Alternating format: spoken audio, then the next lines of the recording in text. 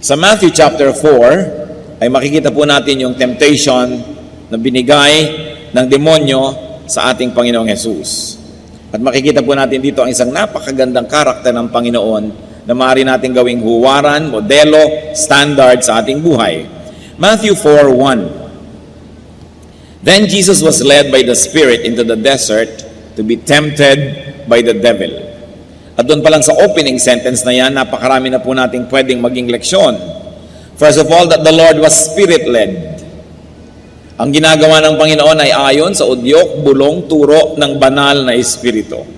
And that the Lord followed the leading of the Holy Spirit.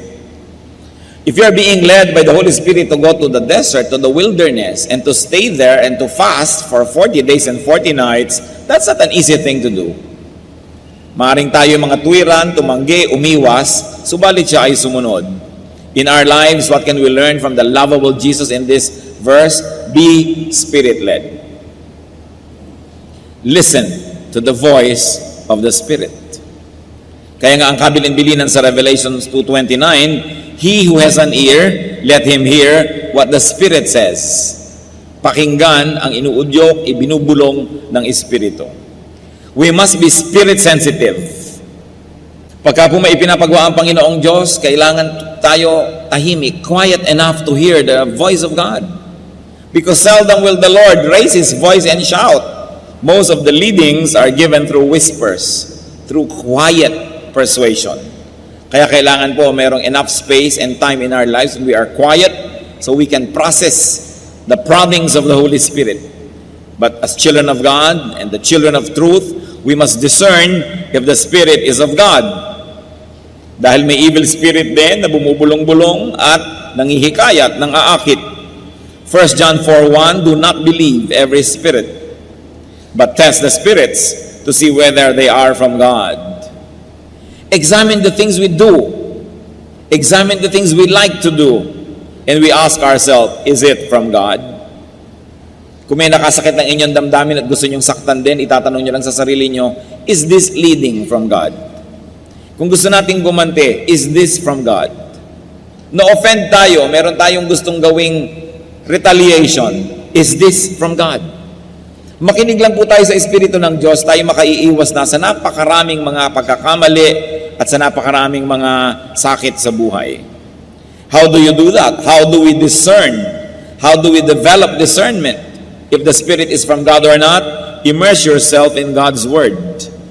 Kailangan babad tayo sa salita ng Diyos, babad tayo sa panalangin, at babad tayo sa impluensyang makadiyos. Nagkakaroon tayo ng napaka-sensitive spirit that we will discern if the Spirit is from God or not.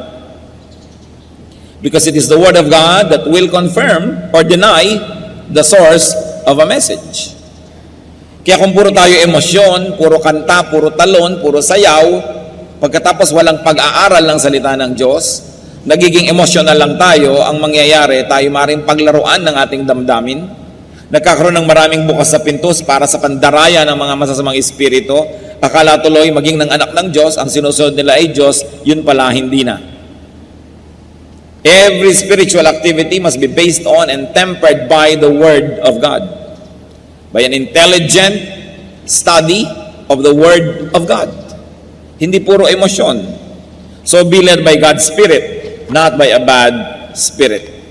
Ituloy po natin ang pagbabasa ng chapter 4 ng Matthew, this time verses 2 to 4. After fasting 40 days and 40 nights, he was hungry. The tempter came to him and said, if you are the Son of God, tell these stones to become bread.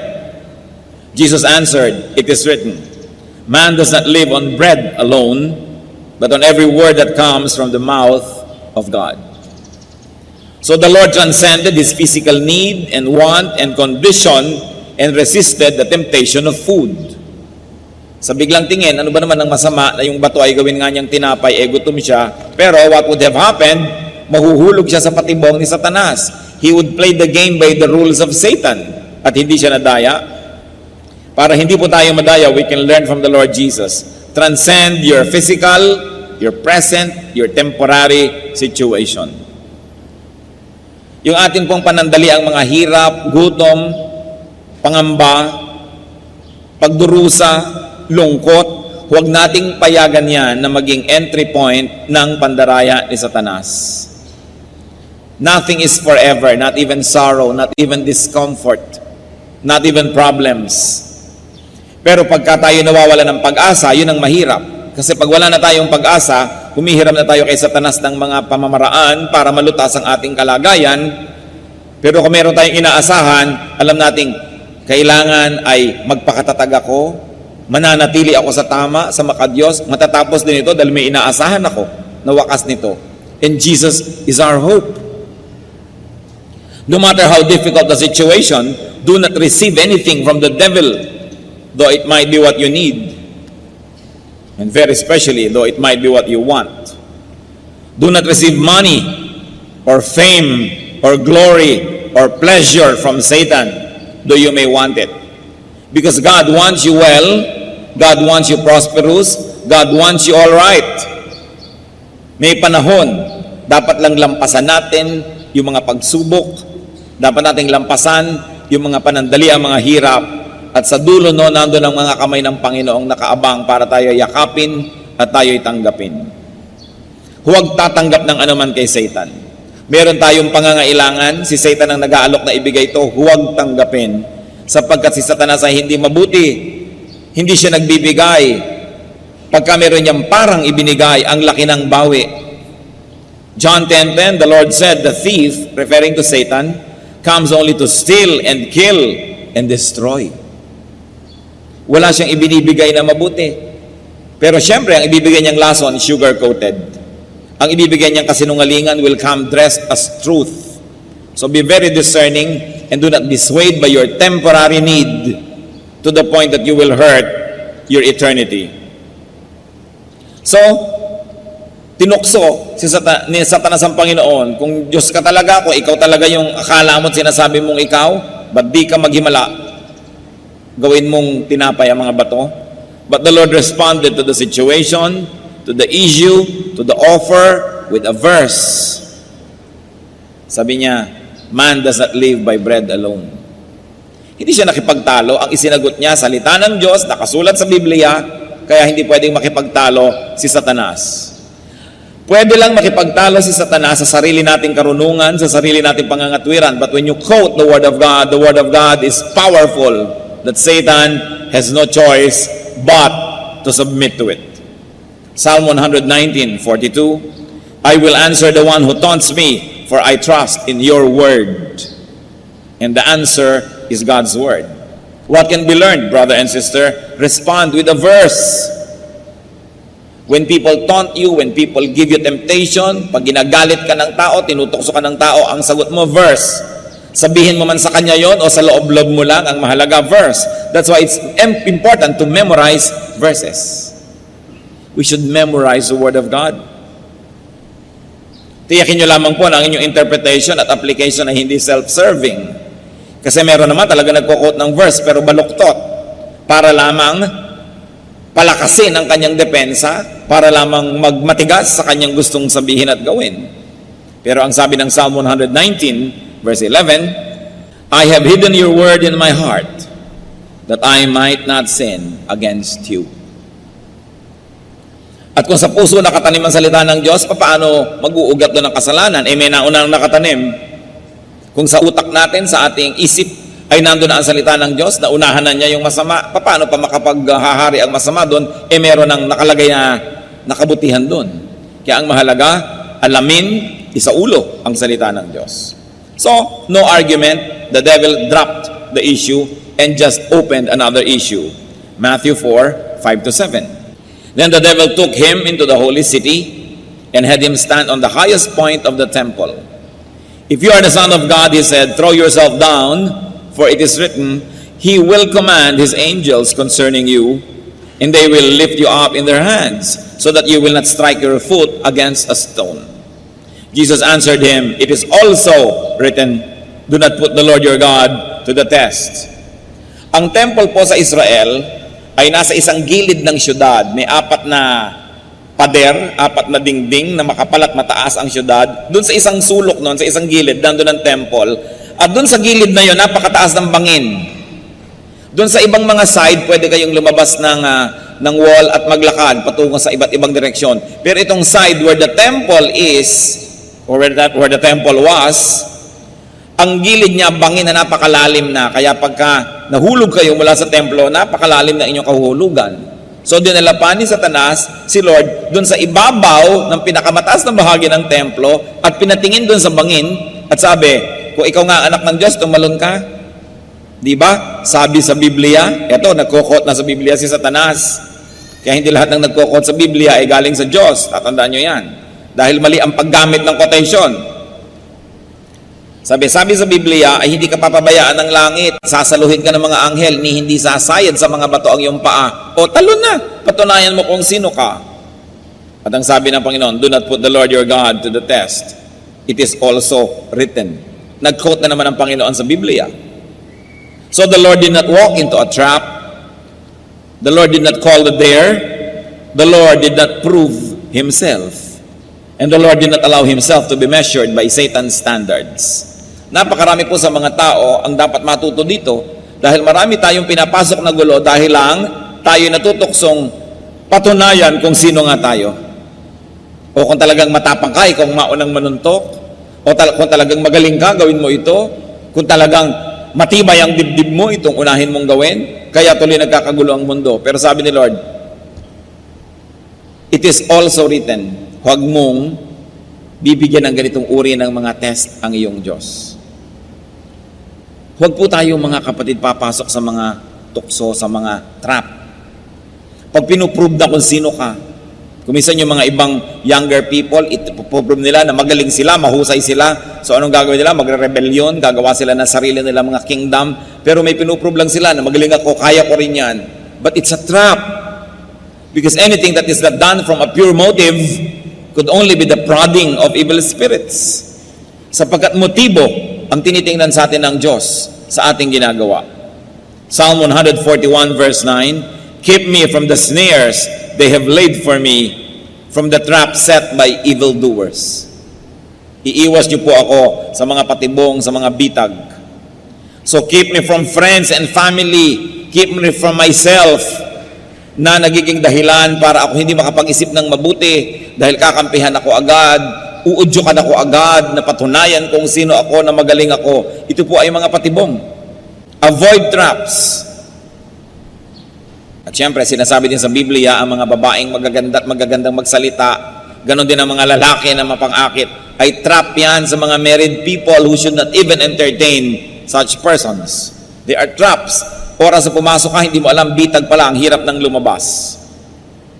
Marami pong mga traps, mga kapatid. Kung minsan yung pagsisikap, sisikapin kong maging best engineer, sisikapin kong maging best accountant, o sisikapin ko na maging best pastor, sisikapin ko na maging magkaroon ng ganitong ministry at papalaguin ko. Kung minsan hindi naman pure lagi ang motive. Dahil lang may inggit sa kapwa, dahil may gustong patunayan o gustong makipagkompetisyon. Sayang ang lahat ng pagod natin sa pagiging excellent kung ang dahilan lang pala ay gusto lang nating magpasikat. Gusto lang pala nating daigin ng ating kapwa.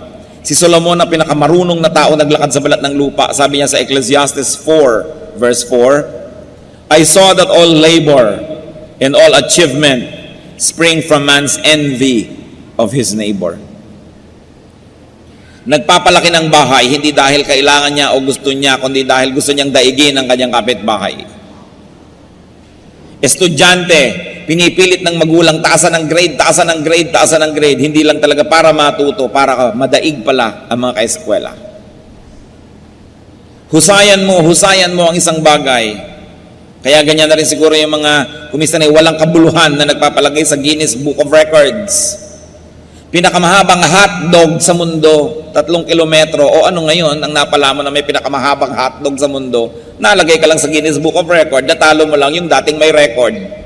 Pinakamalaking salad, isang buong plaza salad. Sino ngayon ang kakain nito? Pinakamalaking relleno, pinakamahabang pagkukulong sa loob ng kahon na maraming kasamang ahas. O ano ngayon ang napala ng sansinukob sa iyong achievement? Para lamang madaig yung previous record. So sabi, ano ngayon ang katuturan niyan? Proverbs 16:18, Pride goes before destruction, and a haughty spirit before a fall. At kung ang Panginoon naging proud, pinatunayan nga siya kung sino siya, tumalon nga siya para saluhin siya ng mga anghel, at wala namang dudang sasaluhin siya. Pero ano ngayon ang napala niya at napala nating lahat? Pinagbigyan lang niya si Satanas at nanalo lang si Satanas at naging proud na ngayon siya, nagkaroon na siya ng kasalanan, na-disqualify na siya na maging champion o savior natin. Matthew 4:8-10, ituloy ang kwento. Again, the devil took him to a very high mountain and showed him all the kingdoms of the world and their splendor. All this I'll give you, he said, if you bow down and worship me. Jesus said to him, away from me, Satan, for it is written, worship the Lord your God and serve him only. So the Lord emphasized that God himself is to be worshipped, that God is to be served and not tempted. So nung hindi nag-click yung temptation na naman ni Satan, panibago na naman. O ibibigay ko sa iyo lahat ng kaharian sa mundo. Lumuhod ka lang sa akin, sambahin mo lang ako. Sabi ng Panginoon, nasusulat, sambahin mo ang Diyos mo at paglingkuran mo siya. What was important here is that the Lord knew himself, that he was the Son of God. And because he knew himself, he behaved accordingly. He demanded proper treatment and exercise his power and authority. Sabi niya kay Satan, away from me. Kayo po, mga kapatid, sino ba kayo? Kanino ba kayong anak? Natanong niyo na ba ang katabi niyo, kanino ka bang anak? Diba? Siyempre, ang sagot natin, anak ba tayo ni Satanas? No. Anak tayo ng Diyos. Amen? So, behave according to your identity. Anak ka ng Diyos eh. Christian ka eh. So lagi mo itatanong, ito bang gagawin ko ay bagay sa anak ng Diyos gawin? So behave according to your identity. Kristiyano ako, dapat ba ako nagpapakalat-kalat sa kalsada ng ganitong oras ng gabi? Kristiyano ako, dapat ba ako pumupunta sa mga nightclub, sa mga bar at kung ano-ano pa? Kristiyano ako, dapat ba akong nakikita sa ganitong uri ng mga sitwasyon? Behave according to your identity. Because the Lord said, worship the Lord your God. Huwag mo kong ganyanin, huwag mo kong tuksuhin, lumagay ka sa lugar. And Ephesians 4:1 says, I urge you to live a life worthy of the calling you have received. And the Lord calls us to holiness. The Lord calls us to glory and to eternity. Respect yourself. And automatically others and Satan will respect you. Kailangan igalang natin ang ating sarili. So Matthew 4:11, then the devil left him, and angels came and attended him. Sumuko na si Satanas, matapos ang sunod-sunod na tukso, hindi siya pinatulan, ang isinagot lang lagi, Word of God. Walang labis, walang kulang. So the devil gave up and obeyed. And interestingly, angels affirmed Jesus' stand and position and served him after the test, not during. Not during. Hindi po natin tinutulungan ang sino man during the test. Hindi katulad ng nangyayari ko minsan sa LTC, nag-a-apply ka para sa lisensya o para sa renewal, tinuturuan ka na ng mga clerk ng sagot sa kaunting halaga at pabuya. Ano ang bunga? Mga tsuper natin na hindi marunong magbasa ng traffic signs, mga tsuper na hindi alam ang road etiquette, mga tsuper na talagang nakahambalang, nakakalat at napakalaking disgrasya sa kalsada. Kasi habang nagte-test, tinutulungan. Yung iba nga before the test, tinutulungan pa. Nakita niyo po yung mga anghel kung kailan sila nag-minister sa Panginoon after the test. Tayo man, kung dumadaan tayo sa pagsubok, angels will minister to us after the test. Not during. You have to pass it yourself. At ang nakatutuwa nito, at nakaliligaya at nakapagbibigay ng ginhawa, sabi sa Biblia, hindi tayo bibigyan ng pagsubok na di natin kaya. Sukat tayo ng Diyos. At ang pinapayagan lang niyang pagsubok na dadating sa ating buhay, yung nasukat na rin niya at alam niyang kaya nating ipasa. Kaya huwag kayong magsasabing napakahirap ng pagsubok, di ko kaya. Para niyo na sinabing hindi marunong magkalkula ang Diyos, hindi siya marunong sumukat o bumilang. Sinabi na sa Biblia, hindi ka bibigyan ng pagsubok na di mo kaya. Kaya kapatid, kayanin mo. Pass it. And the angels will be there at the end of the road to minister to you. Yung mga dinaanan ng Panginoon na daan, doon din niya tayo pinasusunod. Kaya yung mga nangyari sa Kanya, hindi malayong mangyari sa atin. Kaya lang, dapat nating gawin ang ginawa niya. Dapat siya ang ating modelo. The lovable Lord obeyed the leading of the Spirit. Transcended physical and temporary needs. The lovable Lord knew His identity. Behaved according to that identity. And the Lord taught Satan to treat him according to that identity. Ano po bang identity nyo? Kayo'y husband? Behave as a husband of one wife. Nagkakagulo when you do not behave according to your identity. You are a wife, behave as a wife. You are a son, a daughter, behave as a son or a daughter. You are a brother or a sister, behave as a brother or a sister. You are a father or a mother, behave as a father. Ano bang ibig sabihin nun? Father ka, pagkatapos magkakaroon ka ng kulasisi, magkakaroon ka ng mga relasyon sa iba, nasisira ang relasyon ng asawa, na ninyong mag-asawa, nasisira ang relasyon ninyong buong pamilya, napapahamak ang iyong anak, behave as a father. If only you know who you are and don't forget it, you behave as you are. Tulad natin, Pilipino ka, how are you expected to behave?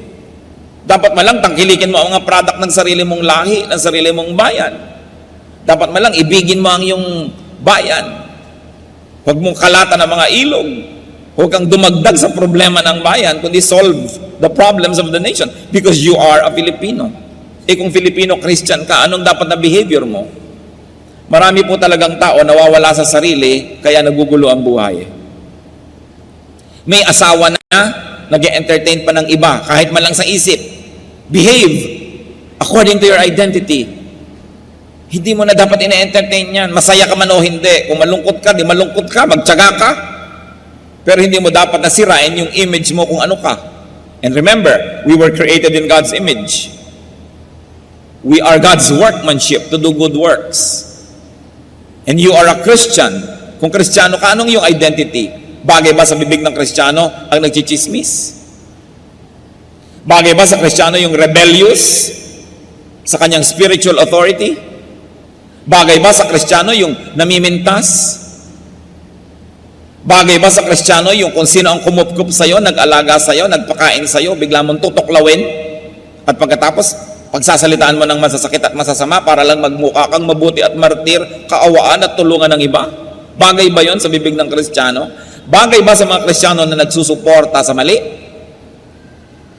Kung tayo lang po lalagay sa lugar, aayos ang ating buhay. Teacher ka, bagay ba sa teacher ang hindi nagtuturo, hindi naghahanda ng lesson plan? Estudyante ka, bagay ba sa estudyante hindi nag-aaral? The Lord did not forget who He was. Sabi niya kay Satan, worship the Lord your God. Lumagay ka sa lugar. So the lovable Lord kept His argumentations with the devil to the minimum. Few words and to the Word of God. For our benefit. And thank God, He knew how to suspend pleasure and comfort, relief and satisfaction. Many people are deceived and trapped when they seek immediate pleasures. Hindi makapaghintay, minamadali ang panahon. Assistant pa lang, hindi maghintay, gusto agad siya ang maging top person. Tinetrain pa lang, hindi makapaghintay, gusto agad agawin ng kapangyarihan. Dapat ang tao marunong maghintay. And especially to deny ourselves instant gratification if in the long run it would be disastrous. Hebrews 11:24 to 25. By faith, Moses chose to be mistreated along with the people of God rather than to enjoy the pleasures of sin for a short time. Isipin po ninyo, prinsipe na ang status ni Moses sa Egypt, the most powerful empire of the world. And yet, because he knew who he was, that he was a Hebrew, he belonged to the nation of God, he denounced his Egyptian identity, his royal status, and rather chose to be among the slaves who were the Hebrew people. Pinili niya na dumaan doon sa mahirap kasi yun ang tama. Nabuhay siya dahil siya ay naging totoo sa kanyang sarili. And even the Lord resisted temptation, stood His ground. The Lord suffered so as to be our champion, our Savior. Ano po ba yung mga champion na yan? Nung araw, halimbawa, may giyera, pangkat A, pangkat B, para maiwasan na lang na dumanak ang sobrang daming dugo, pipili na lang ang pangkat A ng kanyang champion. Yung pangkat B, champion. Yung dalawa ang maglalabanan. Pag natalo yung champion ng pangkat A, talo na yung buong pangkat A. Yan ang hinamo ni Goliath sa Israel. Sabi niya, ako ang kampiyon ng mga Philistines. Humanap kayo ng kampiyon nyo, kami na lang maglalabanan. Kung natalo ako, talo na yung buong army namin. Huwag na nating lipulin ang lahat. May champion ka. Nakita niyo po, pag may champion tayo, ang binibining Pilipinas, yun ang champion ng Pilipinas, ilalaban mo sa Miss Universe. Pag natalo siya, talo na yung buong Pilipinas. Pag nanalo siya, panalo na yung buong Pilipinas. Pag may basketball team tayo, sila yung ating champion. Pagka meron tayong representative, sila yung ating champion. So, si Lord, siya ang ating champion. Lumaban siya para sa atin. Hindi na tayo ang inisinuong sa giyera with Satan. Hindi na tayo ang ipinapako sa krus. Hindi na tayo ang hinagupit. Hindi na tayo ang dumaan sa kutakot-takot na hirap. Siya na. Pero kung hindi niya yun pinasa, talo tayong lahat.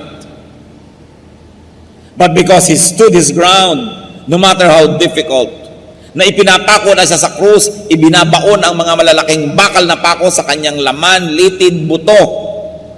Nananalangin pa siya at hinihingi ng tawad yung gumagawa noong kalapastanganan na yun sa kanya.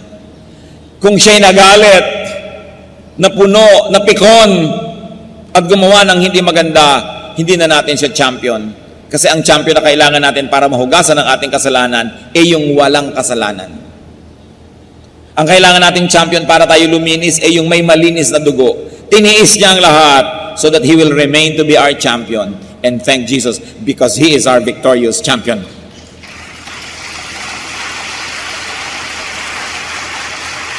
Yun pa lang dapat na nating ibigin ang Panginoon eh. Gaano karaming tatay, champion ng pamilya nila, pero nung dumaang kekembot-kembot, bumigay. Ang sweldo na pabigay sa iba, nagdusa ang pamilya. Gaano karaming mga anak, champion ng kanilang pamilya sa school. Ang glory niya, glory ng pamilya. Ang kahihiyan niya, kahihiyan ng pamilya. Tapos may nag-alok ng drugs. May nag-alok ng kabalbalan, ginawa yung kabalbalan. Napahiya, nasaktan ng buong pamilya. Talo. Champions tayo ng ating maliliit na mundo. Pero pwede tayong magwagi dahil yung champion ng malaking mundo natin, si Kristo, nagwagi na siya. Hebrews 4:15. For we do not have a high priest who is unable to sympathize with our weaknesses, but we have one who has been tempted in every way, just as we are, yet was without sin. Huwag niyong sasabihin, sapagkat ako'y tao lamang. Sapagkat kaya nga ang Diyos ay nagkatawang tao, para niya, pakita sa atin, na kahit siya'y nagkatawang tao, hinarap niya at nagpakatibay siya sa harap ng mga tukso para meron tayong modelo na pwedeng tularan. 1 Corinthians 15:57. Thanks be to God, He gives us the victory through our Lord Jesus Christ. Hindi pagkatalo, hindi kahihiyan ang dinala sa atin ng Panginoong Yesus. Karangalan, tagumpay.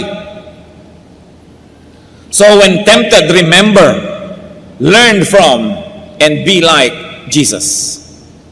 Siya ang alalahanin. And remember this, you are and you can be someone's champion. I remember another line from the poetry of J.D. Drilon Jr. Alam niyo po yung tula ni J.D. Drilon Jr., one word per line, walang mga tuldok, walang mga comma, walang punctuation marks. At ito inspirasyon, yung ideya nung siya po ay isang sundalo, padala ng Pilipinas sa Korea. Nung araw, tinulungan lang natin yung Korea. Ayan, nalampasan na tayo dahil sila ay makabayan. Meron silang digmaan, nagpadala ang Pilipinas sa mga hukubo, napadala doon si J.D. Drilon Jr.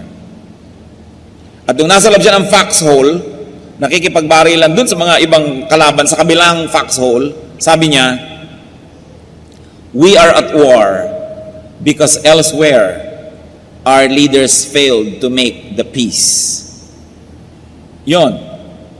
Nandito tayo sa foxhole na to, namamatay at pumapatay, nakikidigma, nahihirapan, Kasi ang mga champion natin, yung mga leaders na nag-usap, na bigo, na mag-usap ng mabuti, nagyera silang dalawang leader, tamay tayong lahat. Sa pagkakamali ng isang leader, nadadamay ang isang buong bansa. Sa pagkakamali ng isang religious leader, nadadamay ang buong kongregasyon. Sa pagkakamali ng isang ama o ina, nadadamay ang buong pamilya. Ganon din sa anak. We are at war because elsewhere our leaders failed to make the peace. But whenever we can be victorious, we can say we are victorious because our leader, our champion, Jesus, was able to make the peace. And therefore we are at peace with God through the Lord Jesus Christ. Kaya dapat natin siyang mahalin at pasalamatan. Dapat siya talagang itanghal. Kung hindi lang nga questionable yung igawa siya ng monumento, siya ang dapat igawa talaga. Dahil siya ang tunay nating bayani. Siya ang tunay na tagapagligtas. Dahil nanalo siya, pwede tayong manalo. At dahil tinanggap na niya lahat ng parusa, pwede na tayong hindi parusahan. When people are not able to do what is right, people under them are dragged into suffering. So you are and you can be someone's champion. Do not fall, if only for the sake of others. Dahil marami tayong dadalhin pag tayo'y bumagsak. Thank and love Jesus. Nauna na siya sa paggawa ng mabuti. 1 John 4:19, we love because He first loved us.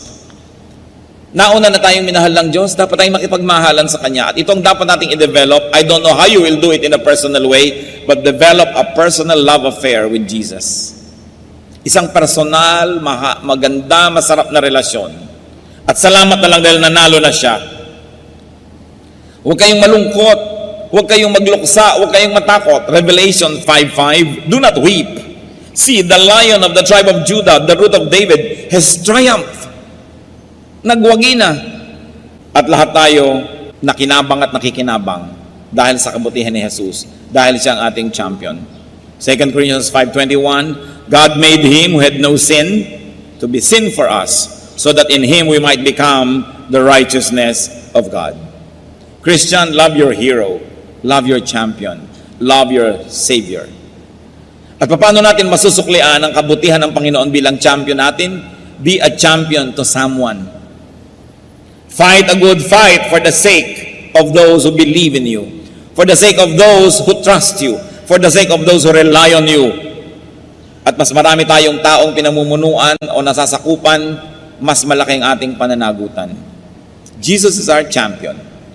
At ang sabi sa Bible, I can do all things through Christ who gives me strength. Ano po ba ang ating mga hinaharap na mga temptation? Anong mga kahinaan? Pinanghihinaan ba kayo ng loob? Huwag niyong lilimutin kung sino si Jesus at kung sino kayo. Na tayo ay anak ng Diyos. Tayo ang tagapagmana ng Diyos. We should behave accordingly. Huwag nating lilimutin, lalo sa mga panahon ng hirap. Huwag tayong bibigay. Huwag nating lilimutin, hindi bagay sa aking sumuko. Si Jesus, nung binibigyan ng pagsubok, ay hindi sumuko. Hindi ako dapat sumuko. Nauna na siya. Hindi ako ang pioneer. Hindi ako ang iimbento o hahanap ng mga sandata o lunas. Nagawa na lahat ni Jesus. Susundan ko na lang ang kanyang mga yapak. Maninindigan ako sa tama. Panginoong Diyos, kami nananalangin sa sandaling ito. Tunghayan mo po kaming lahat. Ang mga personal na buhay ng bawat isa. Alam niyo, Panginoon, ang mga dinaranas ng iyong mga anak ng mga pagsubok. Alam niyo po, ang dinadaanan na hirap. Alam niyo po, Panginoon, na napakadaling matukso kung ililipat namin ang aming paningin doon sa iniaalok ng kalaban. Turuan niyo po kami, Panginoon, na manindigan. Turuan niyo kaming tularan kayo as our champion. Lalong-lalo sa mga anak mong nakikinig na yung salita, na sa kanilang pagbagsak ay maraming madadamay, ituro mo sa aming maging matatag. Ituro mo sa aming manindigan. At huwag lilimutin kung sino kami, anak nyo, na hindi kami bagay gumawa ng mga hindi nararapat sa iyong mga anak. Diyos sa langit, aming Ama, kayo na pinagmumula ng lahat ng habag, lahat ng kapangyarihan. Nagpapakumbaba kami at kinikilala na kailangan namin kayo. Kayong nakakaalam ng kalagayan ng bawat isang humaharap ng mga pagsubok, mga humaharap pa ng mga hirap, humaharap ng mga bagay na parang hindi kakayanin at talagang hindi kaya kung aasa lang sa sarili. Subalit, Panginoong Jesus, nauna na kayo sa daan na ito. Natawid nyo na ang lahat ng dapat tawirin. Naranasan nyo na ang lahat ng dapat danasin at dinaranas ng iyong mga anak ngayon. Ama, sa pagpapakumbaba na iyong mga anak at ayon sa iyong kapangyarihan at pangako, humihingi ang iyong lingkod, pagkalooban mo ng himala. Pagkalooban mo, Panginoon, ng kapangyarihan. Pagkalooban mo ng linaw ng isip, tibay ng loob, tapang ng dibdib. At bigyan mo rin ng malakas na katawan na magiging tahanan ng iyong espiritu upang sa ganon makidigma sa masama, manindigan to live victoriously. Salamat, Panginoon, sa iyong mga pangako. Salamat sa iyong salita. Kayo na nakababatid ng bawat detalye ng aming buhay, pagkalooban nyo ng iyong kapangyarihan ngayon ang iyong mga anak.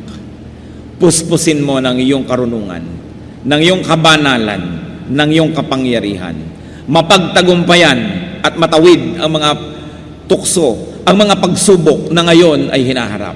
By your power, O Lord Jesus, because of your blood and because of your name, empower your people who recognize you and recognize their own weakness before you. Empower them, O God, to be champions in their own rights because you are our Lord and you are our champion. People of God, receive from the Lord Jesus what you are asking for and thank Him because when you ask, you receive if you ask in faith.